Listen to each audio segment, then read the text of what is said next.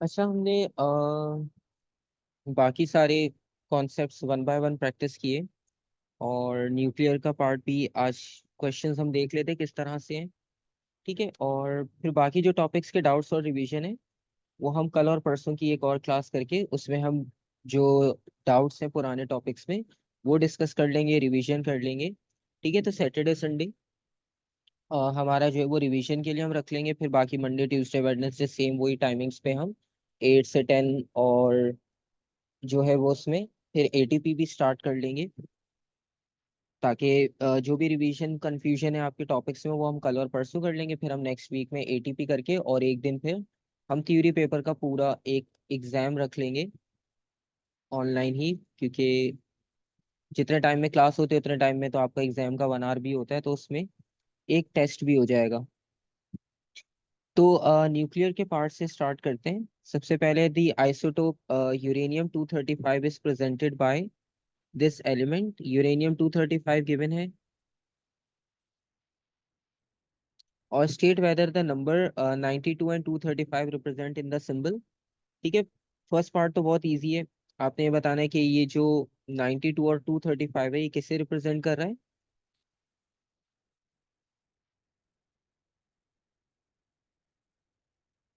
Atomic number, या आप proton number भी लिख सकते हो।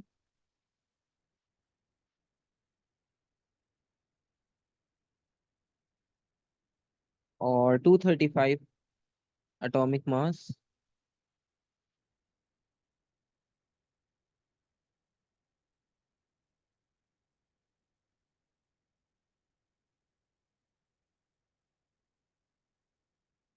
अच्छा, इसमें आप इलेक्ट्रॉन्स नहीं लिखना, क्योंकि इलेक्ट्रॉन्स जो हैं वो इक्वल होते हैं प्रोटॉन्स के, तो रेफरेंस प्रोटॉन्स का ही जाता है। इलेक्ट्रॉन्स अगर आप लिखोगे ना तो उसमें मार्क्स नहीं मिलेंगे आपको। ठीक है, कॉन्सेप्चुअली आपको पता है तो आप लिख रहे हो, लेकिन जो है वो कॉन्सेप्ट उस तरह से नहीं है।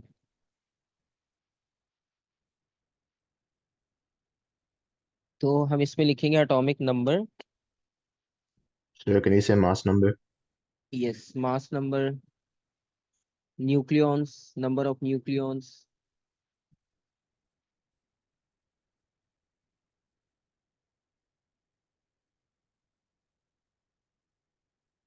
तो इतनी सारी पॉसिबिलिटीज हैं, आप कोई भी लिख लो, आपकी चॉइस है।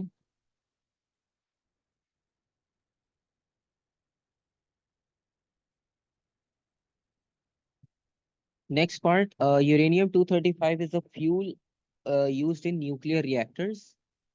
ठीक है, हम इसे न्यूक्लियर रिएक्टर्स में भी यूज करते हैं, हमने देखा है फिशन वगैरह में। State the process by which energy is release from uranium 235 in a nuclear reactor. Nuclear fission.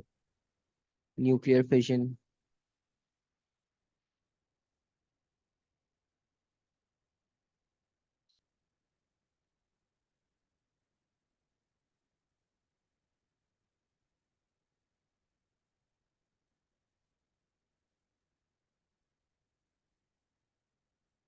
Next, nucleoid equation for this process. पूरे प्रोसेस की इक्वेशन गिवन है। Describe the mass and energy changes that take place during this process in a nuclear reactor. तो mass और energy का change इसमें आपने describe करना है कि किस तरह से चेंज आ रहा है मास और एनर्जी की फॉर्म में। तो वो आप एक्सप्लेन करोगे कि किस तरह से है।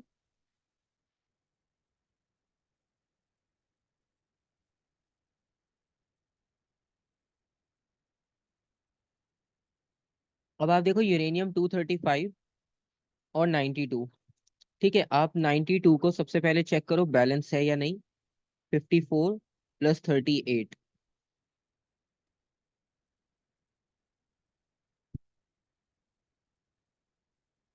Unstable nuclei decays into smaller stable nuclei with a smaller total mass. Energy is conserved into kinetic energy of products. Overall internal energy decreases. Okay, ठीक है, तो सबसे पहले आप नंबर्स नोट कर लेना कि आपके पास इक्वेशन बैलेंस है या नहीं। ठीक है, इक्वेशन बैलेंस हो फिर आप बाकी चीज़ों को एक्सप्लेन कर दोगे। जिस तरह आंसर जो है वो चैट में आपने सेंड किया है बिल्कुल सही है। उससे यहाँ पर क्योंकि इसमें प्रोसेस वही सेम हो रहा है कि एक अनस्टेबल न्यूक्लियस था, वो स्टेबल में स्प्लिट होगा। ठीक है, और फिर बाकी जो है वो एनर्जी में रिलीज करके बाकी कन्वर्जन हो जाएगी।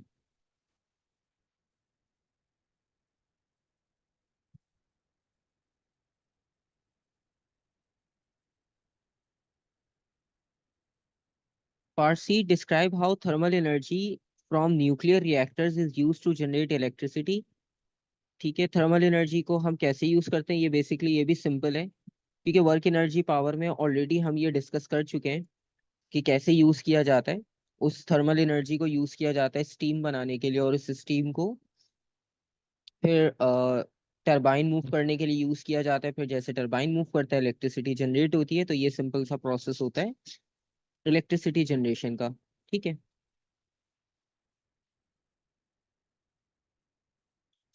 तो आप सिंपल एक्सप्लेन कर दोगे thermal energy.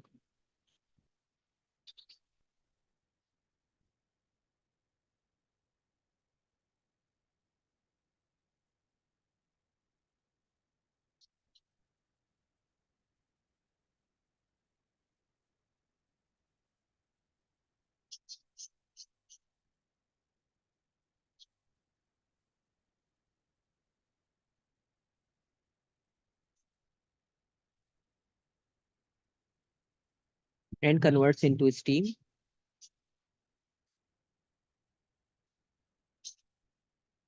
At high pressure, ताकि उसे स्ट्राइक किया जाए टरबाइन पे तो टरबाइन मूव कर सके।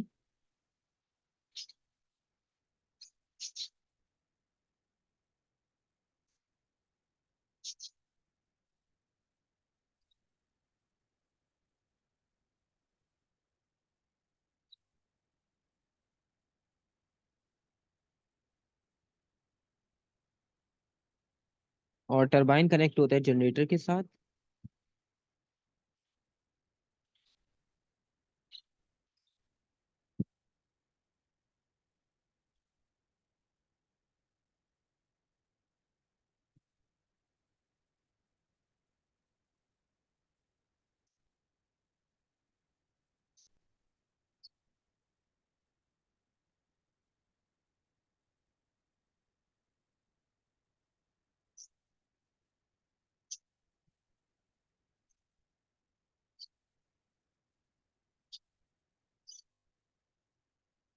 Kinetic energy converts into electrical energy.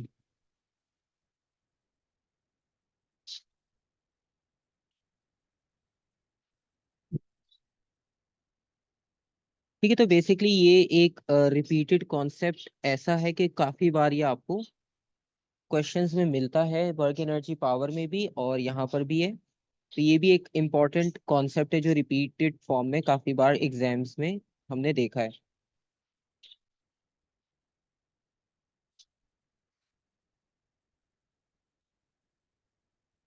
Part two है, state one advantage and one disadvantage of using nuclear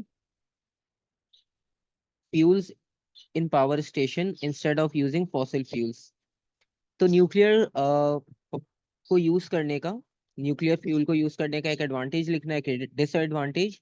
ये क्वेश्चन भी बेसिकली वर्क एनर्जी पावर में ऑलरेडी पूछे जा चुके हैं। तो ये भी मतलब कोई ऐसा क्वेश्चन नहीं है जिसमें न्यूक्लियर से रिलेटेड बहुत ज्यादा चीजें हो। ये मोस्टली जो है वर्क एनर्जी पावर में भी आपको ये एडवांटेज डिसएडवांटेज पता होता है। जैसे ये ग्रीन हाउस गैसेस रिलीज नहीं करते, ठीक है, ये इनका डिसएडवांटेज है। और डिस सॉरी एडवांटेज है। डिसएडवांटेज ये है कि अगर ये लीक हो जाए इन केस, तो फिर काफी डेंजरस होता है ये। तो हम इसको शॉर्ट लिखते हैं।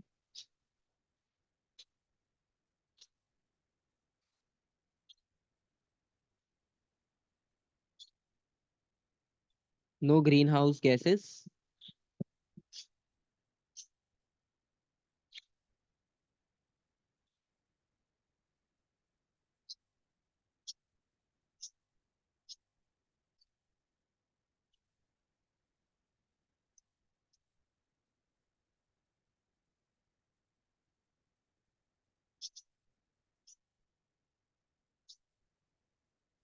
म्यूटेशन। ठीक है, तो ये हमारे पास एक क्वेश्चन था, सिंपल था, इसमें तो इतना ज़्यादा कोई प्रॉब्लम नहीं है।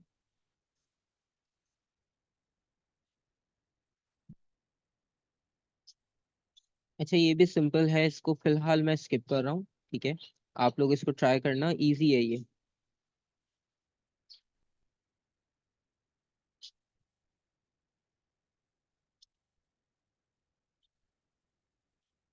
ठीक है, ये एक शॉर्ट क्वेश्चन है, इसे देखते हैं।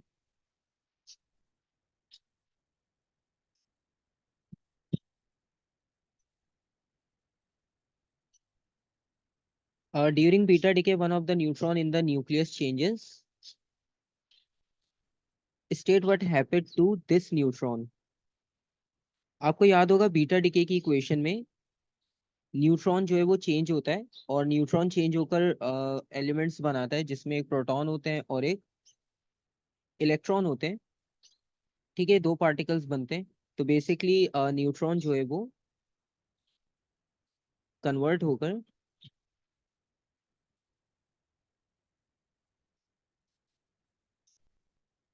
प्रोटॉन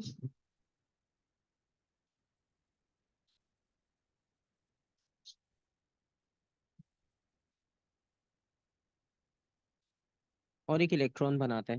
क्योंकि प्रोटॉन और इलेक्ट्रॉन बनाने से ये न्यूट्रलाइज हो जाएगा, मतलब आपको फाइनल रिजल्ट भी सेम ही मिलेगा। जैसे कोई भी एलिमेंट हो, लेट्स सपोज यूरेनियम 92 है, वो बीटा एमिशन करता है, तो इसके रिजल्ट में हम लिखते हैं कि जो न्यू एलिमेंट है उसका प्रोटॉन नंबर 93 होता है और ये सेम रहता है। तो बेसिकली ये 93 इसलिए हुआ क्योंकि यहाँ से एक न्यूट्रॉन कन्वर्ट होकर एक इलेक्ट्रॉन बना रहा है और एक प्रोटॉन। ओवरऑल इफेक्ट जो होगा, इक्वेशन जो है वो बैलेंस ही है आपके पास। अब नेक्स्ट पार्ट में बेसिकली वो यही पूछ रहे हैं कि हाउ चार्ज इज कंजर्व्ड। ठीक है, क्योंकि हमने इक्वेशन लिखी है, तो इक्वेशन में आपको पता चल रहा है कि चार्जेस कंजर्व्ड हैं।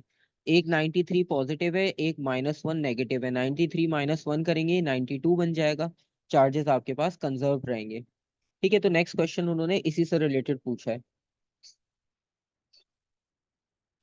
तो आप आंसर में भी ये लिखोगे लॉजिकल, कि न्यूट्रॉन पे क्योंकि कोई चार्ज नहीं होता,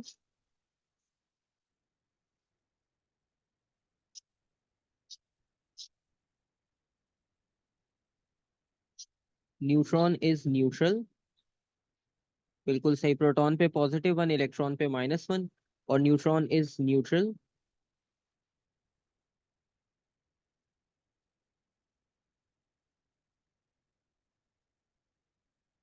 उस पे जीरो चार्ज होता है, और जो आपके पास टोटल चार्ज है प्रोडक्ट्स पे,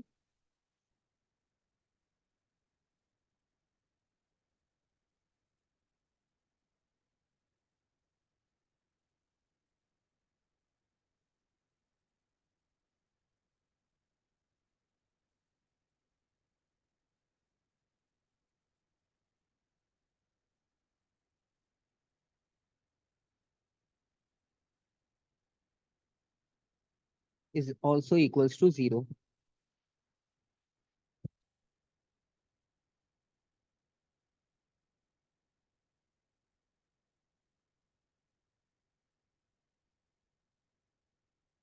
+1,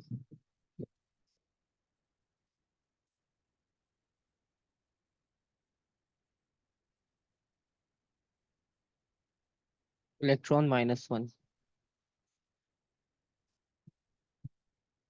उसके बाद हमने इक्वेशन कंप्लीट करनी है अल्फा डिके के लिए। रेडॉन 212 है, और वो एक एलिमेंट बना रहा है पोलोनियम। ठीक है, तो रेडॉन 212 हमें गिवन है। 212 को जब हम इक्वेशन में कन्वर्ट करेंगे, सबसे पहले हम अल्फा का लिख लेते हैं। ठीक है, अल्फा के बारे में आपको पता है, हीलियम होता है। और उसके बाद फिर जो पोलोनियम है, रिमेनिंग चीजें हम उसे दे देंगे।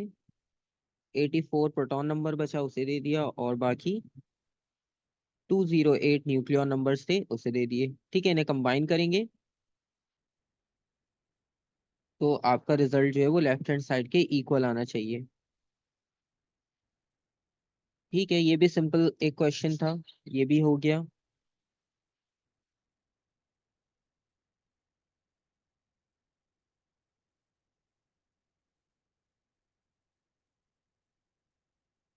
अच्छा, ये क्वेश्चन नंबर 9।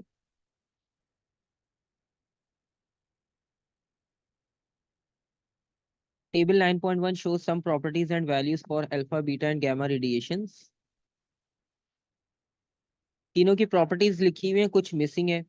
ठीक है, ऑलरेडी ये हमने क्वेश्चन कहीं ना कहीं सॉल्व किया है। और वैसे भी इजी है। अल्फा की बारी है। अल्फा में नंबर ऑफ प्रोटॉन्स लिखे हुए, नंबर ऑफ न्यूट्रॉन्स 2 होते हैं। ठीक है, क्योंकि इसका चार्ज +2 होता है, तो +2 चार्ज होने की वजह से दो चार्जेस का यहाँ पर मास कंबाइन करके लिखा है 3.2, वरना एक एलिमेंट्री चार्ज का मास होता है 1.6 एक्सपोनेंट -19। ठीक है, एक एलिमेंट्री चार्ज, चाहे इलेक्ट्रॉन हो चाहे प्रोटॉन, उसकी ये वैल्यू होती है। और 2 है तो उसको डबल कर दिया। अब वो प्रोटॉन के लिए इलेक्ट्रॉन के लिए वो सेम होता है, सिर्फ साइन का डिफरेंस होता है। बीटा की अगर बात करें तो बीटा में कोई प्रोटॉन नहीं होता, 0 प्रोटॉन, क्योंकि वो एक नेगेटिव फास्ट मूविंग इलेक्ट्रॉन है। तो इसकी वजह से उसमें नंबर ऑफ प्रोटॉन्स और इलेक्ट्रॉन्स इक्वल नहीं होते।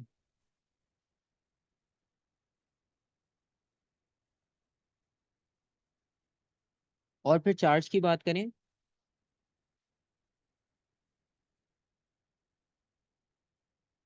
ये इसका चार्ज आ गया। गैमा की बात की जाए, गैमा में कोई प्रोटॉन नहीं है, कोई न्यूट्रॉन नहीं है, कोई चार्ज नहीं है, और उसे हम थिक लेड या कंक्रीट से ब्लॉक कर सकते हैं।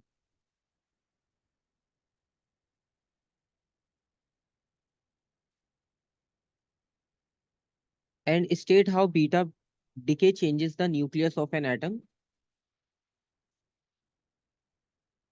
तो बीटा डिके से होता ये कि एक न्यूट्रॉन कम हो जाता है, एक प्रोटॉन ज्यादा आ जाता है। अभी पिछले क्वेश्चन में हमने देखा। ठीक है,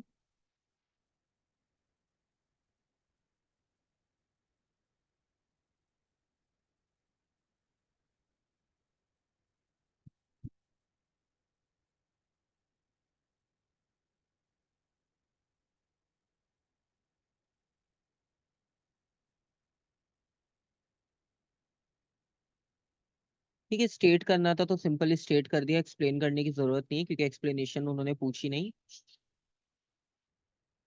उसके बाद part C, a radiation detector used in laboratory detects a background rate. Background count rate given है 30 काउंट्स पर मिनट। रेडियो एक्टिव सोर्स को अब आपने प्लेस किया in front of radiation detector. Initial reading जो है वो 550 काउंट्स पर मिनट है, और हाफ लाइफ जो सोर्स की है वो 25 मिनट्स की है। एक्सपेक्टेड रीडिंग फाइंड आउट करनी है आफ्टर 75 मिनट्स। जब भी बैकग्राउंड रेडिएशन गिवन होती है तो आपको ये चीज पता है कि सबसे पहले उसको सब्ट्रैक्ट करेंगे ओरिजिनल वैल्यू में से। ठीक है, तो हमारा जो इनिशियल काउंट रेट है,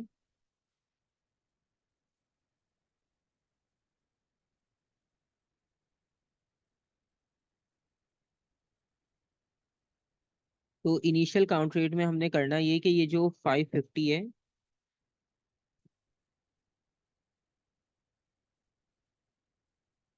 इसमें से -30 करेंगे, और जैसे 30 इसमें से माइनस होगा, 520 काउंट्स पर मिनट। ठीक है, बैकग्राउंड रेडिएशन की करेक्शन करनी है सबसे पहले करेक्शन हो गई। अब उन्होंने लिखा है 75 मिनट्स। ठीक है, आपके पास जो हाफ लाइफ मेंशन है, हाफ लाइफ मेंशन है 25 मिनट्स की। ठीक है, आप 75 को डिवाइड बाय करो 25, आपको आंसर मिलेगा 3। इसका मतलब ये हुआ कि आप टोटल 3 हाफ लाइफ्स कर सकते हो। ठीक है, वरना आप 25 को इंक्रीज करके देख लो कि कब आप 75 तक पहुंचोगे। तो 25 + 25 + 25, 3 टाइम्स 25 को ऐड करेंगे, मतलब 3 बार 25 से एडअप होकर 75 बना रहा है। तो इससे आपको ये तो क्लियर हो गया कि 3 हाफ लाइफ्स होंगी। ठीक है, अब हम इसकी 3 हाफ लाइफ्स करके देखते हैं।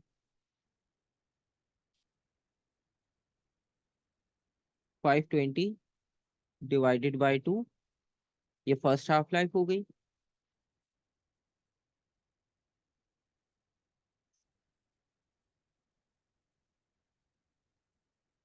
फिर से एक और half life,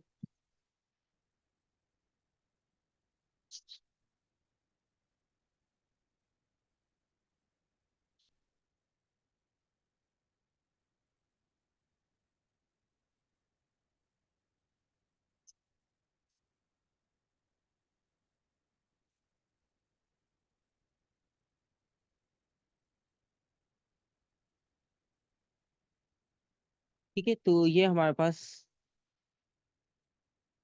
first half life, second half life, third half life.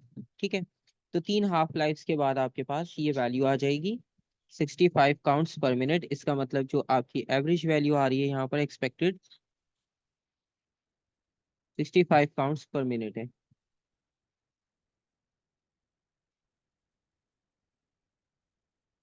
Wait, sir, shouldn't you add the background radiation? नहीं, इसकी रिक्वायरमेंट नहीं है वैसे, क्योंकि उन्होंने वैसे भी एक्सपेक्टेड लिखा है ना, तो इसलिए हमें ऐड करने की जरूरत नहीं है। You can, sir, on the detector, the initial reading included the background radiation. लेकिन इसमें आपके पास ना, जब वो आपसे कहेगा कि मतलब आपने ओवरऑल इसकी फाइनल रीडिंग लिखनी है, तो फिर आप इसमें बैकग्राउंड रेडिएशंस ऐड कर देना। ठीक है, लेकिन जब वो आपसे एक्सपेक्टेड पूछ रहा है ना, तो एक्सपेक्टेड का मतलब है एग्जैक्ट लिखना जरूरी नहीं है। ठीक है, तो आप 65 इसमें लिख सकते हो। एक क्वेश्चन था, हम जब न्यूक्लियस का कर रहे थे चैप्टर, मुझे याद है, तो उसमें पहले सब्ट्रैक्ट किया था, फिर हमने उसको लास्ट में एड अप दोबारा से किया था। तो जब वो आपसे टोटल वैल्यू पूछेगा कि मतलब आप फाइनल या एवरेज वैल्यू आप बताओ, तो फिर उसमें हम इंक्लूड कर लेंगे बैकग्राउंड रेडिएशंस को। वरना नॉर्मली जब वो आपसे इस तरह एक्सपेक्टेड पूछे या फाइनल रीडिंग पूछे, तो उसमें ऐड अप करने की जरूरत नहीं है। ठीक है, All right, sir.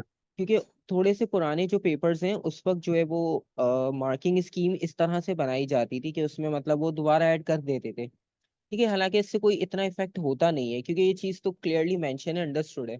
अब मैं इसमें ऐड कर दूंगा, आपको तब भी पता होगा कि मैंने ऐड अप किया है। बैकग्राउंड रेडिएशन आप खुद भी सब्ट्रैक्ट कर लोगे 30, तो उसमें कोई इतना प्रॉब्लम वाली बात नहीं है। तो पुरानी मार्किंग स्कीम्स में कुछ पेपर्स में ये चीज़ थी, लेकिन अब न्यू मार्किंग स्कीम्स जितनी भी होंगी जिसमें ये कैलकुलेशन वाला पार्ट है, तो उसमें आपको ये प्रॉब्लम नहीं मिलेगा कि आपने दोबारा ऐड अप करना है।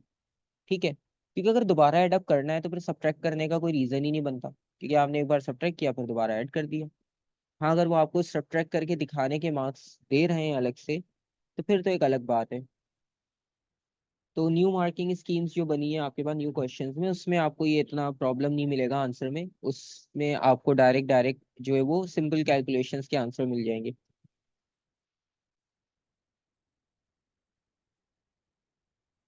और हाँ, अब इसमें जो है वो सेफ्टी प्रिकॉशंस मेंशन करने, वो बहुत सारे हैं, कोई भी आप लिख सकते हो। ठीक है, आप इसको लिमिटेड टाइम के लिए यूज करो।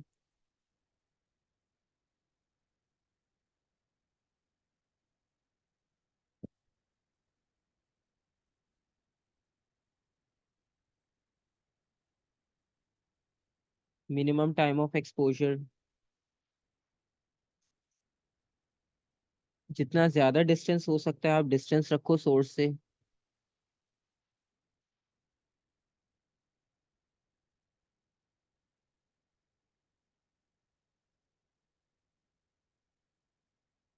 और लॉन्ग टोन्स यूज किया जाता है इसको हैंडल करने के लिए।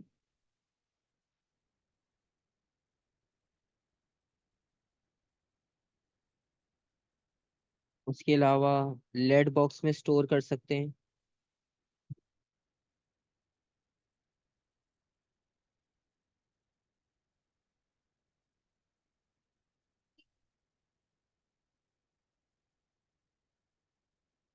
Long tones to handle.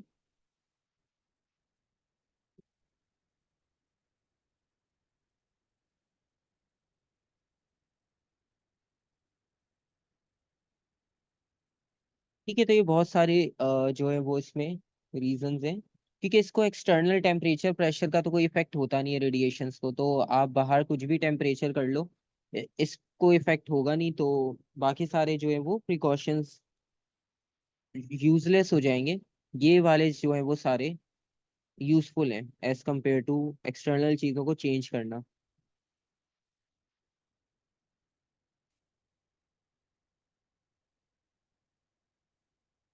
इसमें नंबर ऑफ न्यूट्रॉन्स पूछा है, और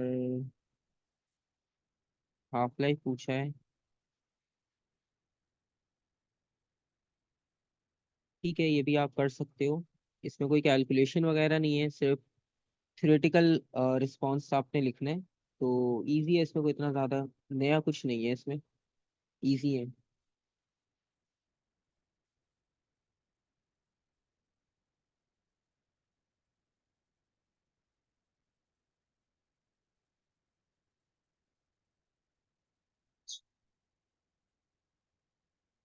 क्वेश्चन नंबर 10 देखते हैं।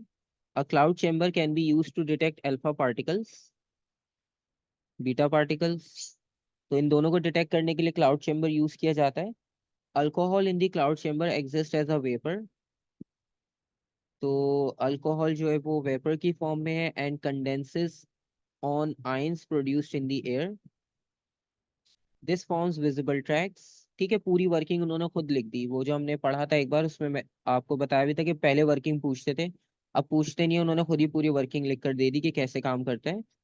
और उन्होंने कुछ ट्रैक्स बनाए जिसमें अल्फा और बीटा जो है वो प्रेजेंट है। तो some of the tracks are short and thick, other tracks are longer and thinner.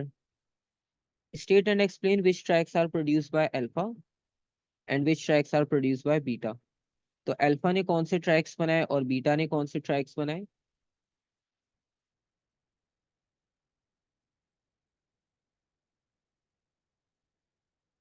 अच्छा, अब ये जो शॉर्ट और थिक है ना, बेसिकली ये वाले हैं, ये जो इतनी डार्क लाइंस बनी हुई हैं, ये अल्फा है और ये बीटा। रीजन बहुत सिंपल सा है, अल्फा हैवी होता है तो डेफिनेटली उसके ट्रेसेस थिक होंगे। बीटा लाइट एक इलेक्ट्रॉन है तो उसके ट्रेसेस बहुत लाइट से होंगे, और फास्ट मूविंग होने की वजह से वो थोड़े से लॉन्ग डिस्टेंस तक नजर आएंगे। अल्फा हैवी है, वो इतना फास्ट मूव नहीं कर सकता इलेक्ट्रॉन की तरह, तो उसका डिस्टेंस बहुत शॉर्ट होगा। यस, आप रेंज से भी आइडेंटिफाई कर सकते हो, ये भी एक लॉजिक इसमें रीजन आ जाएगा। तो बहुत क्लियर डिफरेंस है अल्फा और बीटा को डिटेक्ट करने का इसमें। सो अल्फा पार्टिकल्स,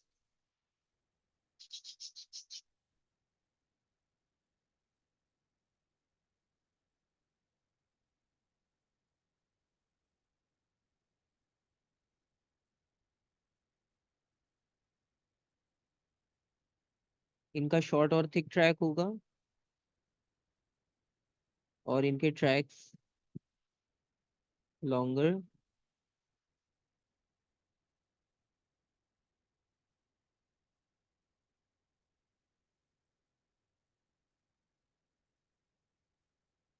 और थिनर ट्रैक्स होंगे।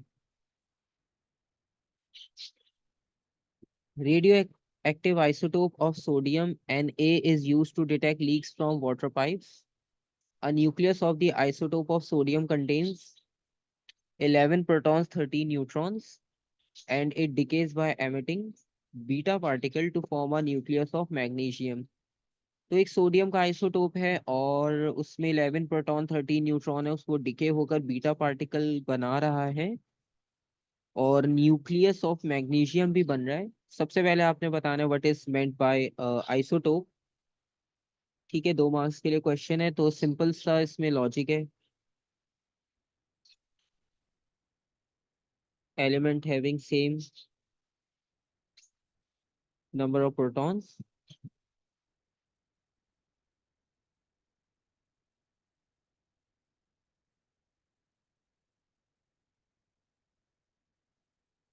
Different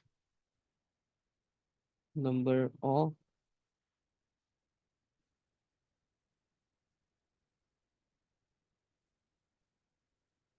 neutrons.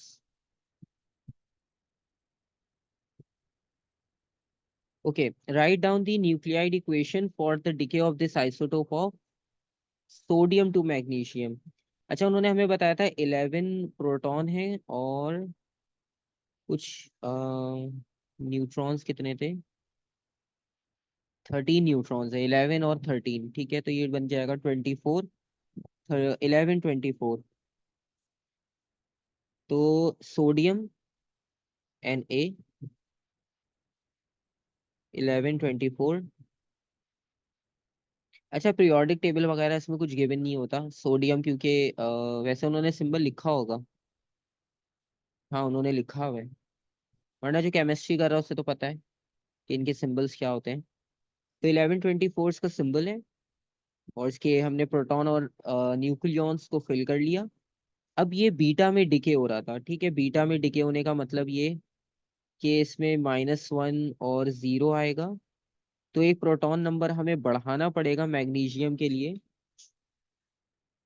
एक प्रोटॉन नंबर हम बढ़ा के इसको 12 करते हैं, ठीक है। और ऊपर वाला नंबर सेम रहेगा, कोई चेंज नहीं। ये आपकी इक्वेशन कंप्लीट हो गई 3 मार्क्स के लिए। मतलब एक तो वो आपको नंबर जो आप बैलेंस कर रहे हो उसके लिए देंगे, ठीक है। और बाकी जो बीटा के लिए आप प्रोटॉन नंबर और वो लिख रहे हो उसके लिए करेक्ट, बाकी इक्वेशन कंप्लीट सही से बनी हो, ठीक है, प्रोडक्ट और वो, उसके लिए आपको 1 मार्क मिल रहा है। तो बेसिकली जिसको इक्वेशन बनाने में प्रॉब्लम नहीं है, वैसे ही बेसिक्स ही होती है, इतना कोई प्रॉब्लम नहीं है, तो इजीली ये 3 मार्क्स और ये वाले 2 मार्क्स तो ये फ्री में ही है।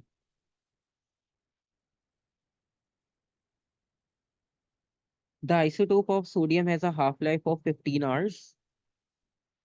15 आवर्स की हाफ लाइफ है। और isotope of magnesium is stable and does not undergo radio active decay.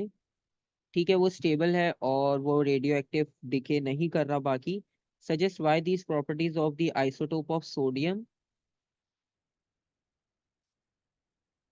And the isotope of magnesium make this isotope of sodium suitable to detect leaks from water pipes.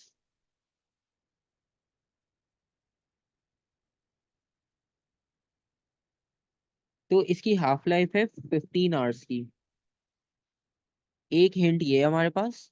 और उसमें कह रहे हैं कि isotope of magnesium is stable, ठीक है, और वो और ज्यादा रेडियो एक्टिव डिके नहीं कर रहा। अब वो कह रहे हैं suggest why these properties of isotope of sodium and the isotope of magnesium makes this isotope of sodium suitable to detect leaks from water pipe। तो जो आइसोटोप ऑफ सोडियम है उसकी एक तरह से स्पेशलिटी ये लिखी हुई 15 आवर्स का हाफ लाइफ। मैग्नीशियम की स्पेशलिटी इस क्वेश्चन में ये है कि वो और डिके नहीं हो रहा, ठीक है। तो इसका मतलब ये कि सबसे पहले जो सोडियम की हाफ लाइफ है 15 आवर्स की, तो वो काफी है मतलब डिटेक्ट करने के लिए। क्रैक मतलब आपको हाफ डे से भी ज्यादा मिल रहा है लीकेज को डिटेक्ट करना, सिर्फ डिटेक्ट करना, रिपेयर नहीं। तो ये हाफ लाइफ बहुत है, ठीक है।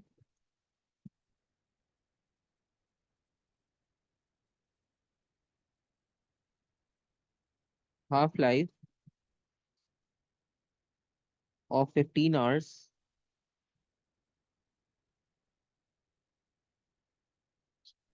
इज इनफ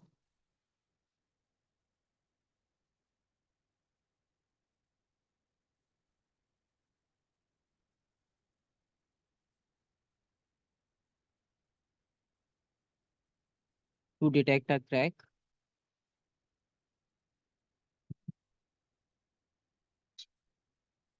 और क्योंकि अब मैग्नीशियम स्टेबल हो गया, तो अब वो और रेडिएशन एमिट नहीं कर रहा, तो वो सेफ है, ठीक है।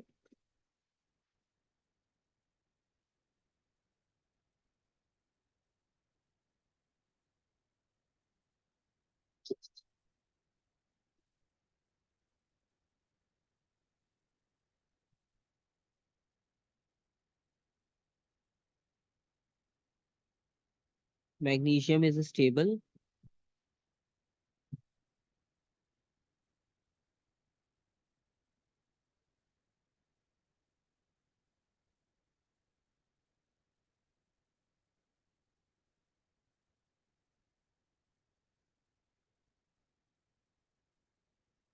so it is safe for human beings also।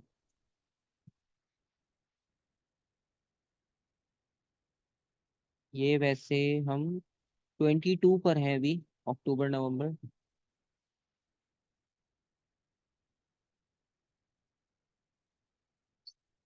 ठीक है। अच्छा, इसमें वैसे शुरू वाला पार्ट तो इजी है, लास्ट में कैलकुलेशन वाला पार्ट जो है वो हमने देखना है, क्योंकि कैलकुलेशन वालों में कभी कभार कंफ्यूजन रहती है। और इसमें ये इन्होंने पूछा the magnitude of the charge on beta particle is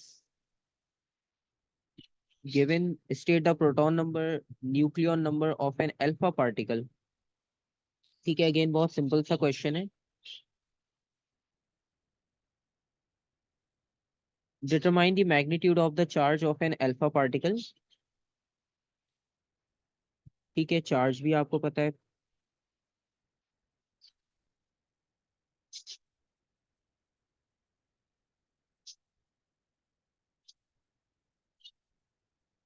ठीक है, इसमें +2 चार्ज होता है, और +2 का मतलब कि हमें एलिमेंट्री चार्ज की वैल्यू को 2 से मल्टीप्लाई करना है, तो 3.2 एक्सपोनेंट -19, और प्रोटॉन है तो पॉजिटिव ही होगा। उसके बाद एक न्यूक्लियस है, रेडियम 233 का, 230 का, 88 प्रोटॉन्स 142 न्यूट्रॉन्स के साथ। रेडियम 230 इज रेडियो एक्टिव, और उसने डिके किया बीटा एमिशन में, आइसोटोप ऑफ एस्टीनियम, और the symbol is radium is R A. ठीक है, सिंबल्स दे दिए उन्होंने आपको, फिर से इक्वेशन बनानी है आपने। ठीक है, अगेन बहुत सिंपल सा काम है। सबसे पहले आप रेडियम लिखोगे 230,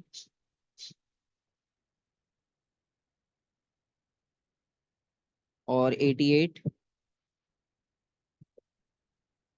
ये मिलके ये आपके पास स्प्लिट होकर बनाएगा एस्टीनियम AC89 230 प्लस बीटा। अच्छा, जब आप एग्जाम में इक्वेशन लिखो ना, तो इस फॉर्म में लिखना कि अल्फा बीटा गैमा को सबसे लास्ट में, यानी राइट साइड पे लिखना। ठीक है, ये इक्वेशन की आप आइडियल फॉर्म को कंसिडर करना, क्योंकि सॉल्व करते हुए मैंने शायद एक किसी क्वेश्चन में अल्फा पहले लिखा था। लेकिन आप जब भी लिखो तो इसको लास्ट में लिखना, मतलब राइट साइड पे लास्ट में आएगा ये। ठीक है, ये 3 मार्क जो दे रहे हैं आपको, उसमें 1 मार्क इस चीज का भी है कि इसको आपने राइट हैंड साइड पे लिखना है, बाकी 1 मार्क बैलेंस करने के लिए इक्वेशन। ठीक है, और बाकी इक्वेशन लिखने का पूरा एक प्रेजेंट करने का 1 मार्क होगा। ठीक है। ठीक है, उन्होंने प्रोटॉन नंबर न्यूट्रॉन्स नंबर दिए हैं, तो उसको आपने खुद मैनेज करना है कि प्रोटॉन कहाँ आता है, न्यूट्रॉन कहाँ, तो एक प्रेजेंटेशन उसके और बैलेंस करने के, और बाकी ये राइट हैंड साइड पे लिखना आप अल्फा बीटा। तो प्रीवियस किसी एक क्वेश्चन में मैंने, मुझे याद है कि मैंने पहले लिख दिया था शायद अल्फा को, तो वो भी आप फाइनल में लिखते हुए बस इस चीज को माइंड में रखना।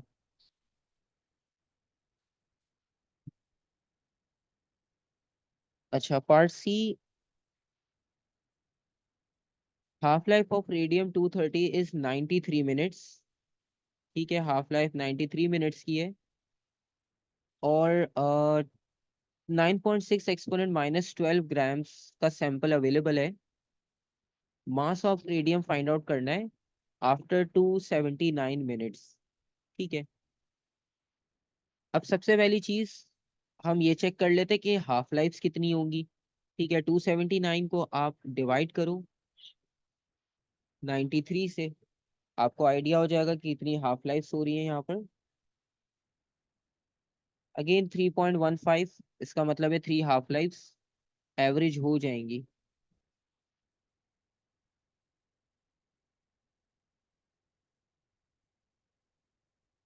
ठीक है, 3 हाफ लाइफ हमें मिलेंगी, और 3 हाफ लाइफ का मतलब ये हुआ कि हमारे पास इनिशियल वैल्यू है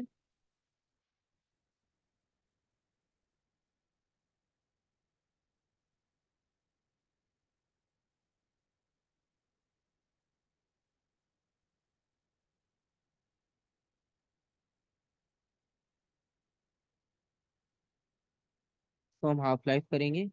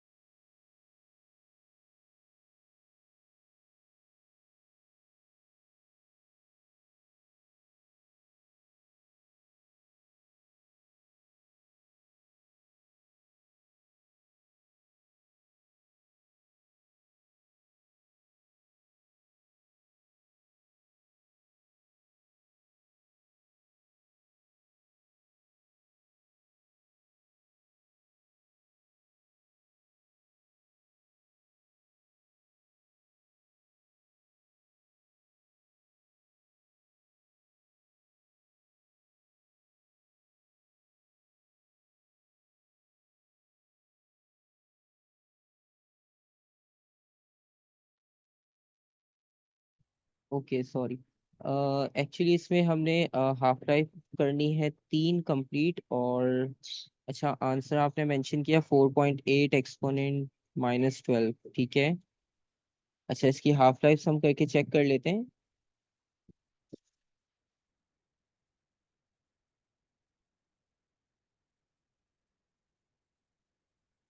9.6 एक्सपोनेंट -12।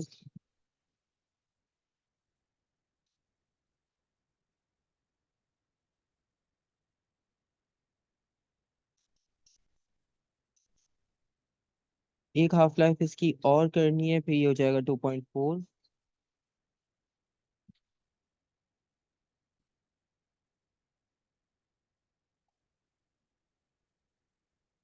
और one more time 1.2।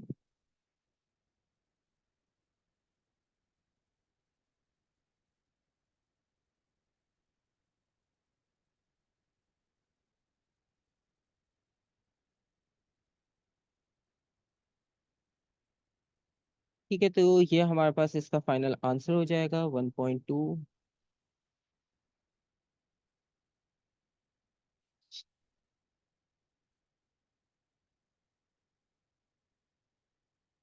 Exponent -12 grams, ठीक है।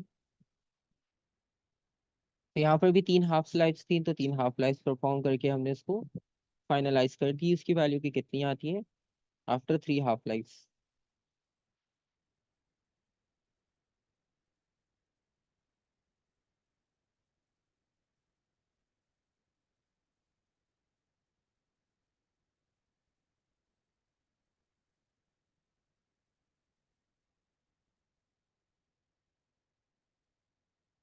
यहाँ पर भी सेम इक्वेशन लिखनी है, हाफ लाइफ। ठीक है, इसमें ग्राफिकल रिप्रेजेंटेशन है, ये वाला भी एक देख लेते हैं।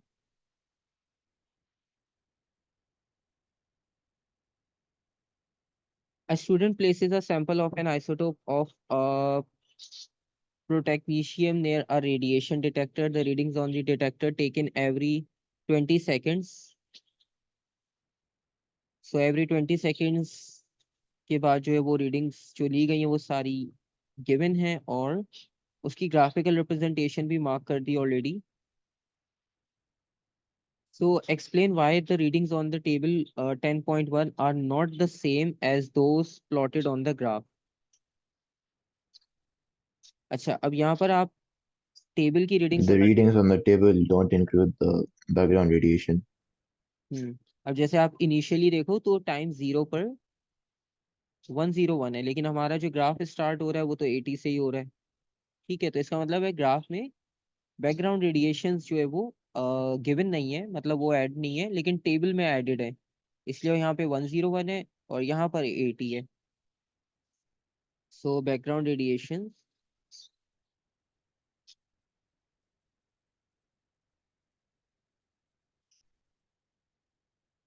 Is remove from the graph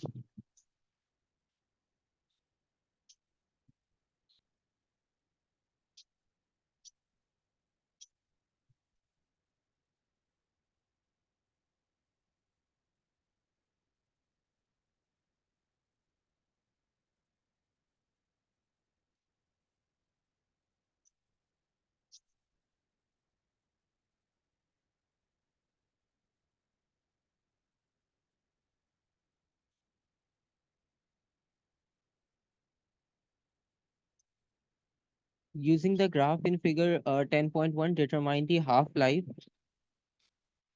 of this isotope। ठीक है, अब ग्राफ को यूज करते हुए हाफ लाइफ फाइंड आउट करनी है हमने। अच्छा, हाफ लाइफ आप कैसे आइडेंटिफाई करोगे ग्राफ से?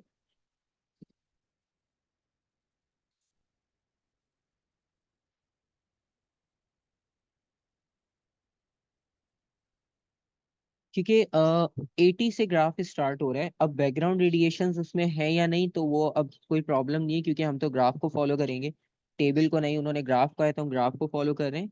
तो 80 को आप हाफ अगर करते हो तो वो होगा 40। जिस तरह से हम नंबर्स में करते हैं कि जो भी वैल्यू गिवन है उसको पहले हाफ कर लेते हैं, तो यहाँ पर भी 80 को आप हाफ करो 40, 40 का टाइम मैच करके देख लो आप। 40 का ये टाइम आ रहा है, यानी ये 70 से ग्रेटर है, क्योंकि 60 और 80 के बिल्कुल मिड में 70 होगा। तो ये 70 से थोड़ा सा ज्यादा है, और 80 से थोड़ा सा ज्यादा कम है।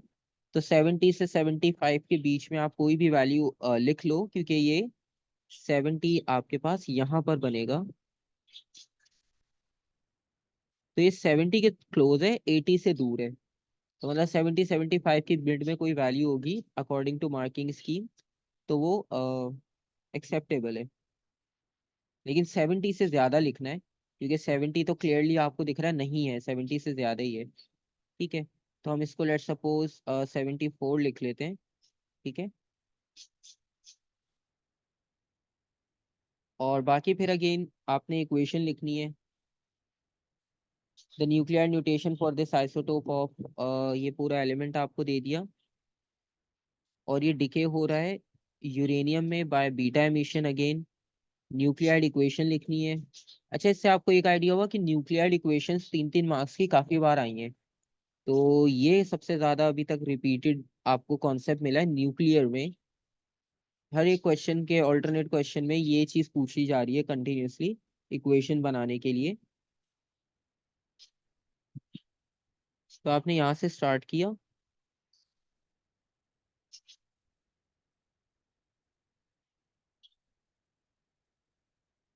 और ये यूरेनियम में कन्वर्ट होगा,